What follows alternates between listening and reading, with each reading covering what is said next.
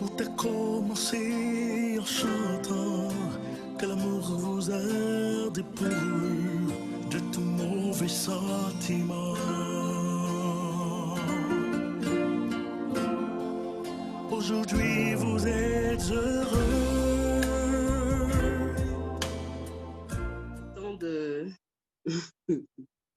On va passer un petit temps de questions-réponses.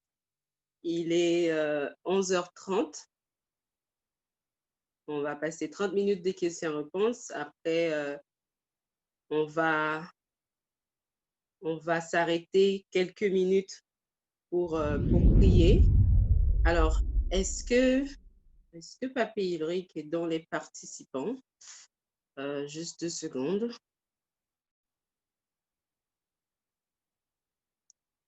Alors, Papy Ulrich n'est pas là. Donc, Pasteur Prince, donc si tu es encore là, d'ici une demi-heure, tu vas nous introduire dans ce temps de prière. On va prendre moins de 10 minutes pour ce temps. Si tu es encore là, Pasteur Prince, donc ce sera à 3. Alors, Amiel, on a 30 minutes pour des questions-réponses. Si les réponses sont à venir, donc n'hésitez pas à garder la réponse pour tout à l'heure. Donc, on va essayer quand même de prendre plusieurs questions dans ce temps-là.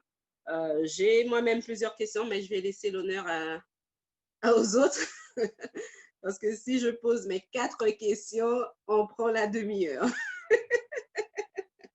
Alors, est-ce qu'il y a des questions dans le chat? Est-ce qu'il y a des questions dans le chat? Non, il n'y a pas de questions dans le chat. Est-ce qu'il y a des personnes qui souhaitent poser des questions sur ce qui a été dit depuis 1h30? Oui. Alors, bonjour Stélie. Bonjour alors. On se parle depuis ce matin. On ne peut pas se dire bonjour quand même. Ah, bien sûr. La parole. Merci beaucoup, Yvelande. Merci beaucoup. Et encore merci à Amiel. Et Amiel, merci infiniment. Hein. On est enfin habitué avec ça, avec beaucoup d'informations et surtout de bonnes informations qui nous aident, bien sûr, à mieux comprendre les choses. Et ce que j'aime en fait dans les présentations d'Amiel, c'est l'aspect pratique des choses, centré sur la Bible. On a la Bible en main et puis on a la vie qu'on vit tous les jours. Merci beaucoup pour ça. C'est pour moi un très bon exercice. Et en fait, j'ai 2 questions pour l'instant.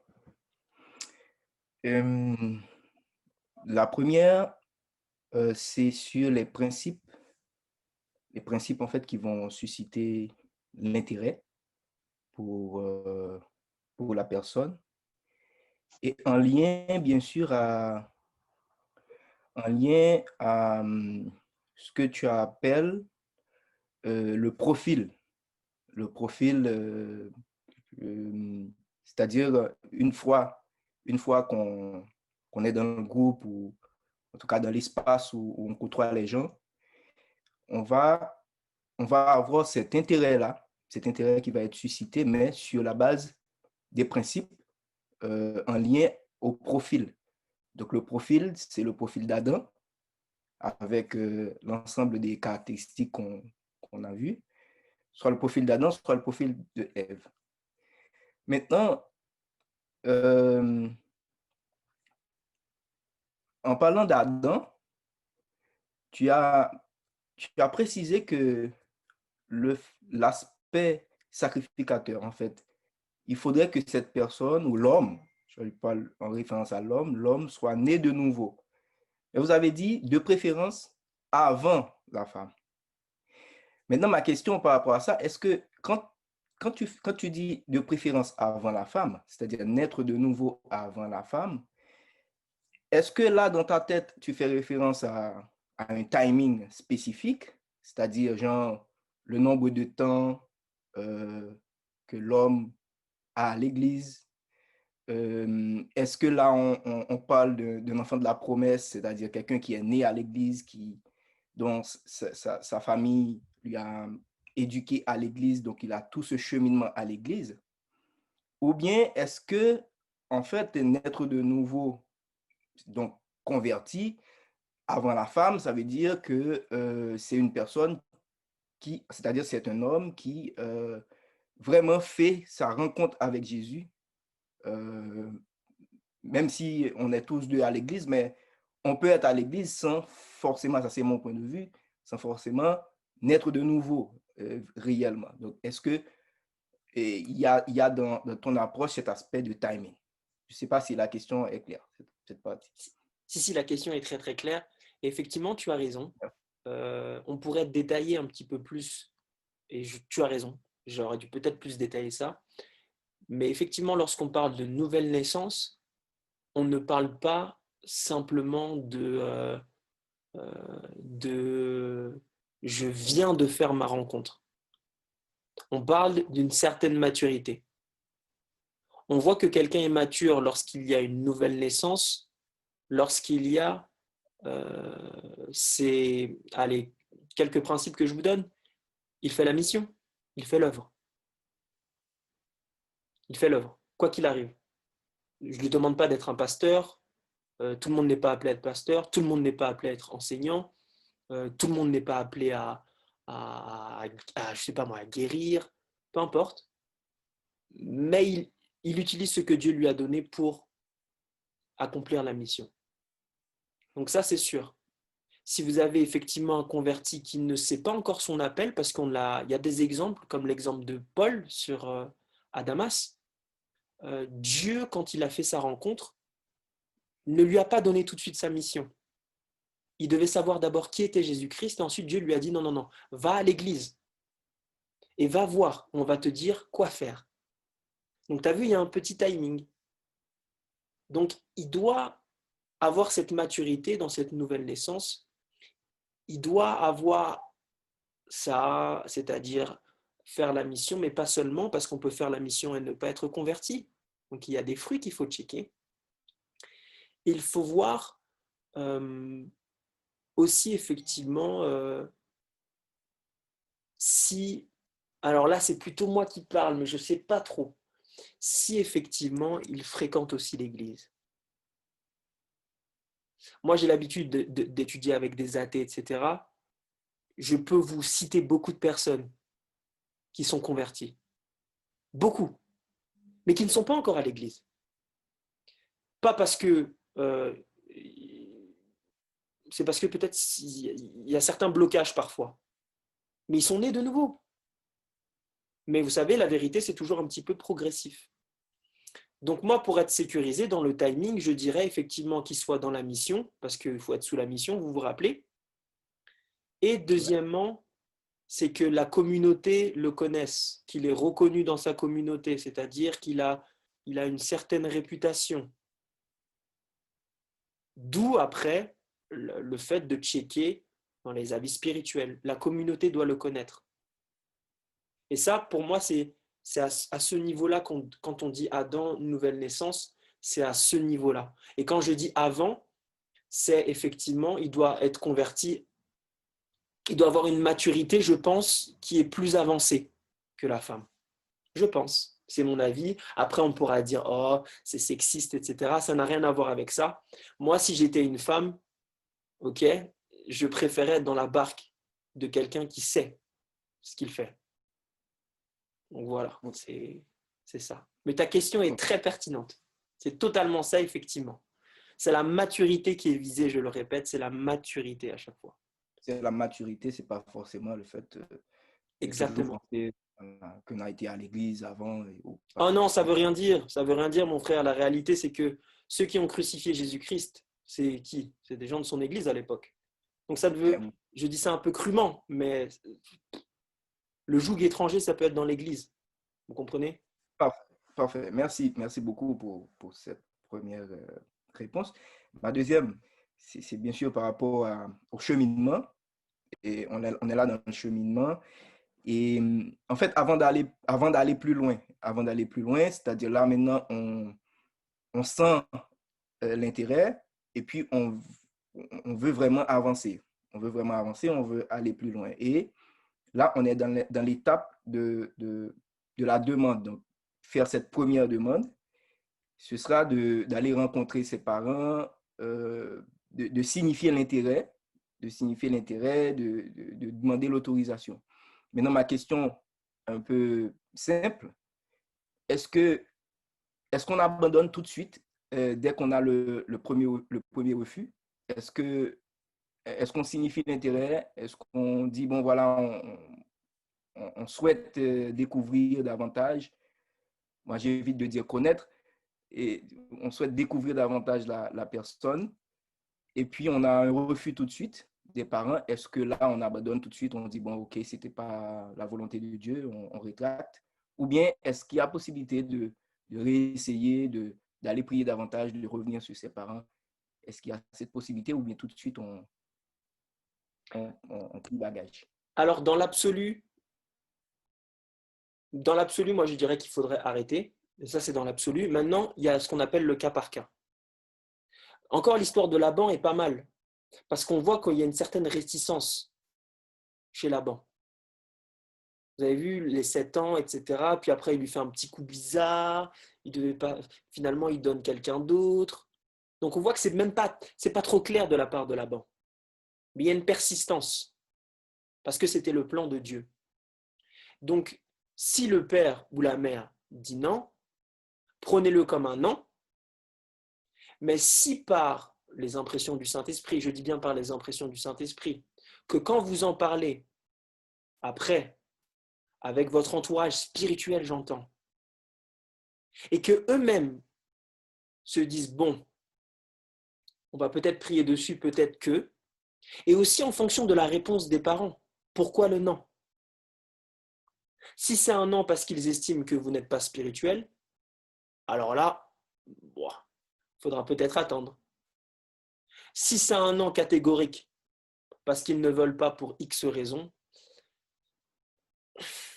ça va être très difficile après d'aller contre les parents. Très difficile. Parce que rappelez-vous, c'est 2 familles qui se marient ensemble aussi. Donc, la réponse majoritaire, je dirais aux gens, non. Pourquoi? Parce que vous allez commencer avec une tache dans le pied, ça va être très difficile. Mais ça peut être quand même la volonté de Dieu si... Voilà. Donc, continuez à prier derrière. Renseignez-vous auprès de gens spirituels. Dites-leur exactement comment ça s'est passé, les raisons du non. Et après, consultez Dieu, priez dessus. Et après, laissez le temps faire les choses, tout simplement. Voilà. Ouais. OK.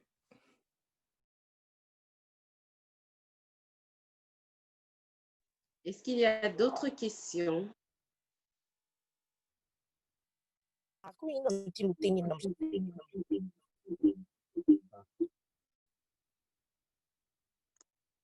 Il n'y a pas d'autres questions? Alors, je vais essayer de poser ma question. Alors,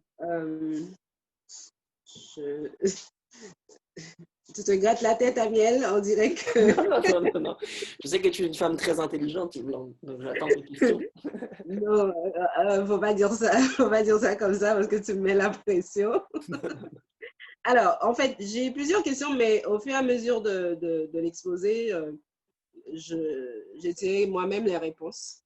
Mais cette question, je la pose quand même parce que tout ce dont tu as parlé là, la demande, le cheminement, etc., c'est pas que je mets ça dans une tranche d'âge parce que quel que soit son âge, ce sont des principes, ok? Ce sont des principes, comme on l'a dit, on va pas dire que une femme qui est dans la vingtaine, ok, c'est normal. Une femme qui est dans la trentaine, la basse trentaine, c'est encore normal. Mais une femme qui approche la quarantaine, qu'en est-il? Mais c'est toujours une femme, c'est toujours un homme, c'est toujours un cheminement. Donc, je pense que ce sont des principes qui devraient rester les mêmes. Mais ma question que je pose, j'ai écouté ton exemple, ton parcours que je connaissais déjà d'ailleurs. Là, je me suis dit, qu'en est-il des relations à distance?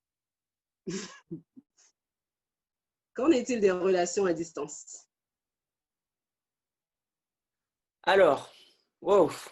Alors déjà, pour répondre très rapidement sur la, la, la question de l'âge, tu sais, l'âge, c'est un facteur qui est important dans certaines choses, mais effectivement, lorsqu'on regarde l'exemple de Jésus-Christ, on va dire, dans sa forme humaine, s'est marié à 30 ans, un peu plus de 30 ans. Il est resté quand même 30 ans chez ses parents, donc il a quand même après, tu vois ce que je veux dire, donc c'est pas très grave. Maintenant, les relations à distance, pour répondre à cette question-là, il faut regarder le modèle que Jésus-Christ a avec son Église. La relation à distance, ça peut commencer comme ça, mais à un moment donné, on va le voir dans les prochaines étapes, pour connaître ou pour apprendre à découvrir l'autre, comme le disait le frère, à un moment donné, en fait, à chaque fois, dans chaque étape, vous allez être face à un mur. Le premier mur, c'est qu'à un moment donné, vous ne pouvez plus vous parler simplement dans les groupes parce que vous avez besoin là de checker certaines choses. C'est pourquoi on a besoin absolument de l'autorisation des parents pour pouvoir parler en privé parce qu'à un moment donné, en fait, ça ne suffit plus, entre guillemets.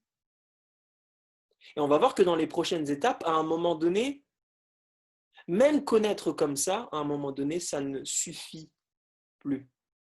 Il faut passer, entre guillemets, à une étape supérieure. Donc, dans les relations à distance, je ne pense pas qu'il y ait un problème en soi, mais c'est juste qu'à un moment donné,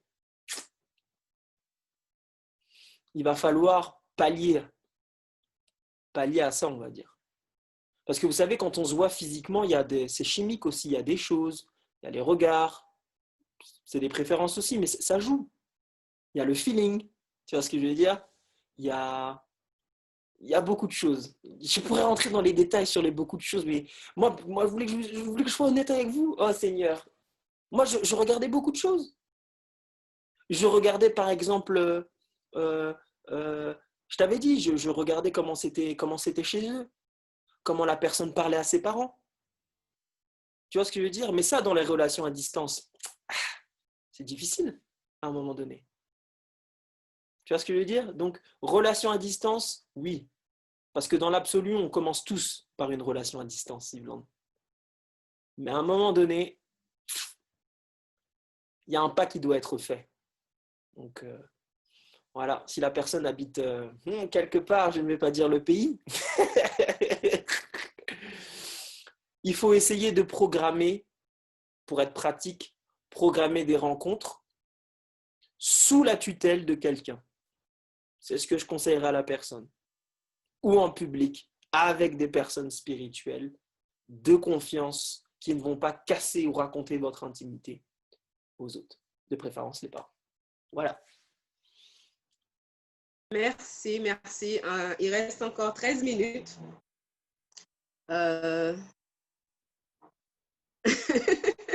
Amir, il y a une question dans le chat. Je te laisse répondre. Tu l'as vu. Tu l'as vu, je te laisse répondre. Un peu. Pour être honnête, un peu.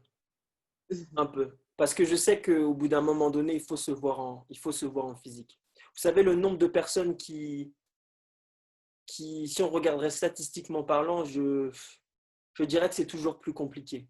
Et moi, quand on parle du mariage, j'évite un maximum des complications. Un maximum. Si les familles, il y a un problème avec les familles, vaut mieux pas. Vous pouvez toujours, parce que vous avez le libre arbitre. Si par exemple, des fois, il y a peut-être des problèmes de culture qui sont trop différentes et que vous n'arrivez pas à passer au-dessus, bah faites le choix. Dites, bah non. Vous voyez ce que je veux dire? Donc, je ne préférerais pas parce qu'il y a trop de complications. Mais c'est possible en Jésus, quand c'est bien fait. D'accord. Alors, comme je disais tantôt, il reste maintenant 12 minutes. Est-ce qu'il y a des questions? Est-ce qu'il y a d'autres questions? Bon, je vois qu'il n'y a pas d'autres. Oui, vous n'êtes pas très bavard aujourd'hui, hein, les gens. Dimanche dernier, il y avait beaucoup plus de questions, mais Stélie, vas-y, hein, t'as toi l'honneur, la conférence. Alors, excuse-moi, Stélie, il vient d'avoir une question dans le chat. Je vais lire la question. Qu'en est-il des familles dysfonctionnelles? Alors, est-ce que la personne pourrait donner des détails sur ce qu'elle appelle dysfonctionnel, pour être un peu plus Je ne précis? comprends pas très bien la question, justement. Alors, en fait, je suppose, Diargit, tu as posé la question en public, donc je me permets de citer ton nom. Je suppose que si tu ne peux pas parler, tu peux toujours écrire l'explication dans le chat. Mais puisque tu as parlé de demande à Miel pour aller voir les parents, pour aller faire des choses, donc famille dysfonctionnelle, est-ce que c'est possible? Alors, c'est ce que je comprends entre les lignes. Si c'est ça, tu peux confirmer. Sinon, explique-nous mieux la question. Bonjour tout le monde, je ne vais pas ouvrir ma caméra maintenant. C'est pour ça que j'avais préféré écrire. Mais merci beaucoup à Miel, merci pour la présentation. Ce que j'ai ressenti dans ta présentation, c'est que je trouve que les familles dont viennent les conjoints sont plus ou moins idéales, dans le sens que c'est peut-être des familles chrétiennes, c'est une famille où le divorce, les gens, je ne sais pas moi, c'est plutôt une famille où la personne a de bonnes relations avec ses parents, même si c'est sur le plan spirituel. Mais qu'en est-il des familles où il y a eu des divorces, il y a eu des séparations, il y a un parent mort, vous voyez ce que je veux dire? Ce n'est pas toujours des familles dont les personnes proviennent des familles qui sont idéales, comme vous le décrivez, ou bien comme j'ai l'impression que vous le décrivez. Ça coupe un peu, Diargit. Donc, imaginez-vous. Diargit, la dernière phrase est coupée. On n'a pas entendu la dernière phrase. Je ne sais pas si ça coupe toujours. Non, on t'entend maintenant. Vas-y. Je disais donc que j'ai l'impression dans la présentation que Amiel fait plus référence, c'est une impression, peut-être que ce n'est pas le cas, mais vous faites plus référence aux familles idéales. Il y a des familles, il y a des gens qui viennent de familles qui ne sont pas forcément chrétiens, qui sont athées, qui sont des familles dysfonctionnelles dans le sens des séparations. Vous parlez de la personne qui va demander le feu vert au père, mais le papa peut être mort, la maman peut, je ne sais pas, avoir des problèmes. Vous voyez ce que je veux dire? Qu'en est-il de ces personnes-là? Ces personnes à qui il y a pratiquement personne à qui demander.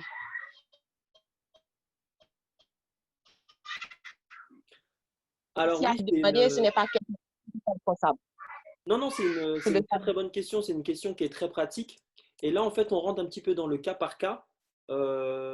Effectivement, s'il n'y a pas, ça reste des principes. Il faut essayer d'aller au maximum. Par exemple, pour parler concrètement, si la personne n'a pas de père, il faut voir la mère. S'il n'y a pas de père et de mère, il faut voir le plus proche parent. Par exemple, ça se fait beaucoup en Afrique. Il n'y a pas longtemps, voilà, j'ai vu un mariage où c'est l'oncle qui s'est exprimé. Par exemple, il y a la dot en Afrique. Je vous donne un exemple. Voilà. La dot n'a pas été transmise aux parents, mais à l'oncle. Parce que c'est la figure paternelle. C'est la figure familiale. C'est, on va dire, le parent. Le parent aussi, quand on n'a pas les deux familles, là je parle par exemple d'une famille voilà, où il n'y a pas de parents, le parent peut être voilà, l'oncle, la tante, etc. Quand bien même après il y aura un problème au niveau de la famille. Là, c'est à vous de décider. C'est-à-dire, soit vous allez de l'avant, et dans ces cas-là, s'il n'y a vraiment personne, il n'y a personne. Du coup, Dieu devient votre père et votre mère, comme Ésaïe le dit. Vous posez directement la question à Dieu, vous la posez ensemble de préférence, et vous attendez une réponse avant d'aller plus loin. Ou soit, vous faites ce que aussi beaucoup de personnes ont fait, et c'est très difficile, vous essayez de comprendre pourquoi il y a un problème relationnel dans le foyer.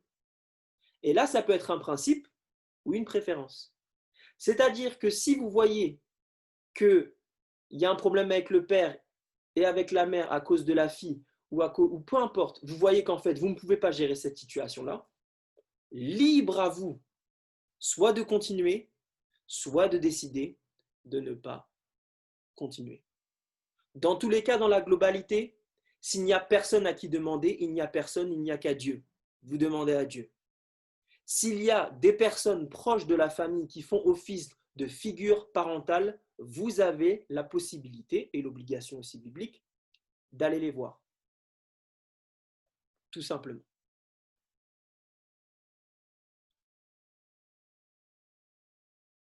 Merci. Il reste 6 minutes. S'il n'y a pas d'autres questions, je vais laisser la parole à Stélie.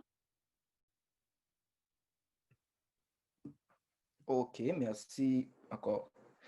Et Amiel, en fait, en réfléchissant tout à l'heure à l'ensemble des informations que je viens de recevoir, je me suis dit que, bon, en fait, c'est bien parce que Yveland l'a signalé tout à l'heure. Là, on est dans les principes.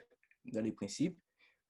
Et on sait que quand on parle de principe, c'est quoi? C'est immuable. Donc, comme tu as bien précisé, c'est non négociable. Mais moi-même, ma question, c'est par rapport au fait que je vais prêter en fait ce qu'Yveland a signalé tout à l'heure, la question de l'âge, de tranche d'âge.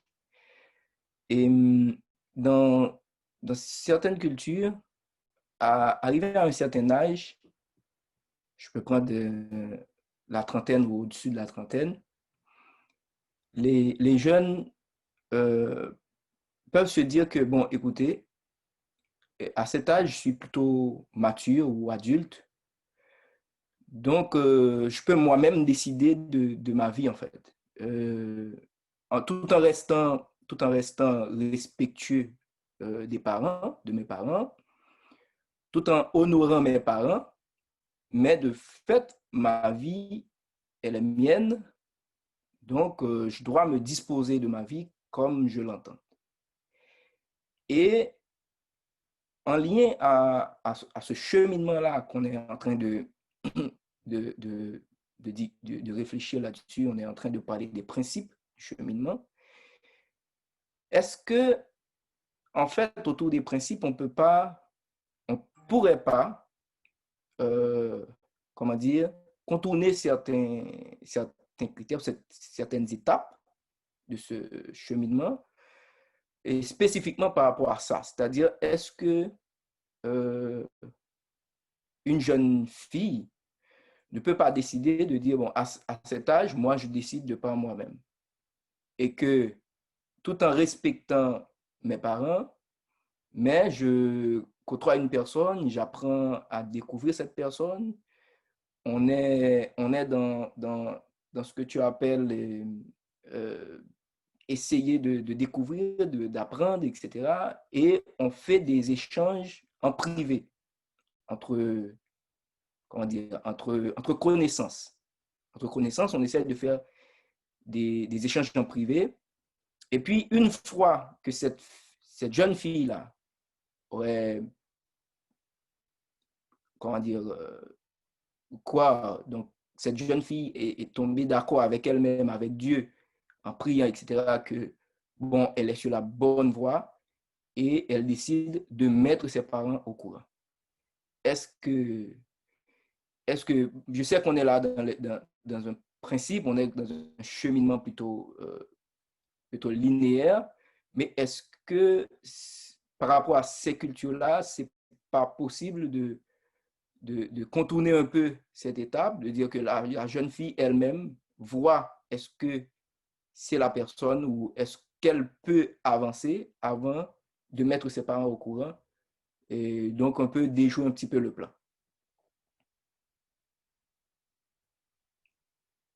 C'est bon? Oui. Donc... Tu peux continuer, hein? Tu as terminé ou pas? Oui, donc du coup, c'est ça. C'est que précisément la question, c'est est-ce que les deux, on va dire, adultes ne peuvent pas décider de par eux-mêmes de prendre le temps de découvrir, de prier, d'apprendre de par eux-mêmes avant de mettre les parents au courant. Du genre à aller demander la bénédiction des parents, alors que eux-mêmes, de leur côté, ont déjà fait le travail de demander la présence de Dieu, que Dieu leur ouvre les yeux pour qu'ils voient s'ils sont dans le bon chemin, etc., etc. Ok, je vois que quelqu'un voulait rebondir sur le point que tu avais dit. Peut-être que je ne sais pas ce que Yves en pense, comme ça je réponds aux deux. Alors, Donatella, je te donne 1 minute pour intervenir. Après, je vais donner 2 minutes à Amiel pour répondre à la question de Stélie parce qu'il est midi. On va prier. Donc, allez-y. Allô, Donatella, oui.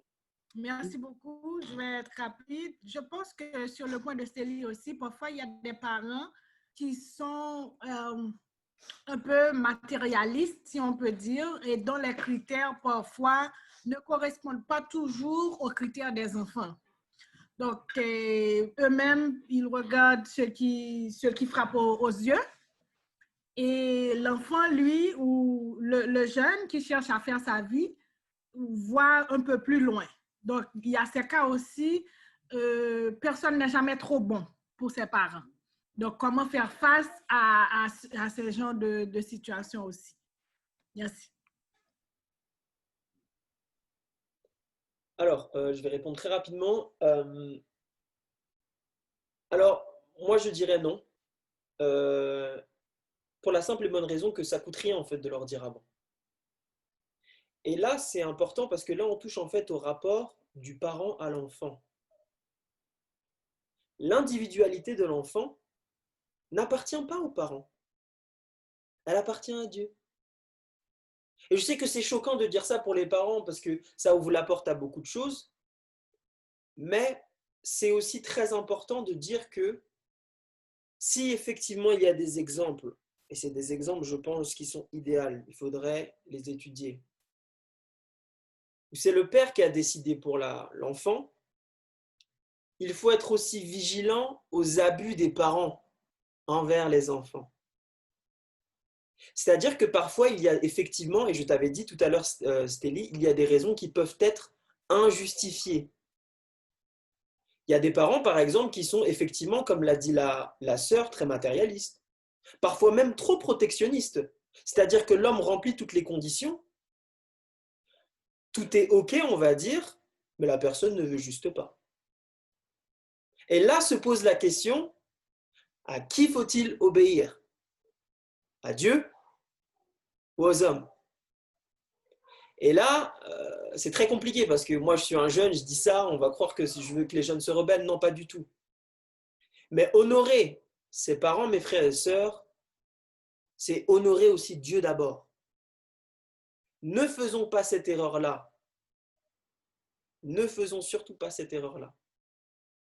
De croire que la parole des parents est parole d'évangile, tout le temps, à 100%. Honorer ses parents, mes frères et sœurs, c'est écouter, entendre, ne pas être d'accord respectueusement, être toujours dans le respect, mais ce ne veut pas dire que les parents sont Dieu. Ça ne veut pas dire que les parents disent tout le temps parole d'évangile. Lorsque vous lisez l'histoire d'Isaac, regardez bien comment Isaac était avec Abraham. On nous dit qu'il avait confiance en son père. Abraham était un homme de foi. Hélène White parle tout le temps des parents pieux. Conseil parents pieux. Donc pour répondre rapidement à ta question, je ne le conseillerais pas. Je pense que ça ne coûte rien de le dire avant, tout simplement parce que dans tous les cas, quoi qu'il arrive, l'individualité aussi appartient à l'enfant. Vous voyez ce que je veux dire? Donc on leur dit, si ce que dit le père ou la mère, effectivement, n'est pas biblique, là, il faut demander la sagesse nécessaire, d'essayer de manœuvrer, etc. Et après, libre à vous de faire ce que Dieu vous dit. Mais le plan idéal, je le pense et je le crois, c'est que ça doit se faire dans cet ordre-là. Les parents doivent être informés avant. Voilà. Mais j'étais obligé de faire ce point-là. Pardonnez-moi pour les gens que j'ai choqués. Mais je suis désolé, mes frères et sœurs, je ne suis pas là pour donner mon avis, mais c'est ce que la Bible dit. Pardonnez-moi.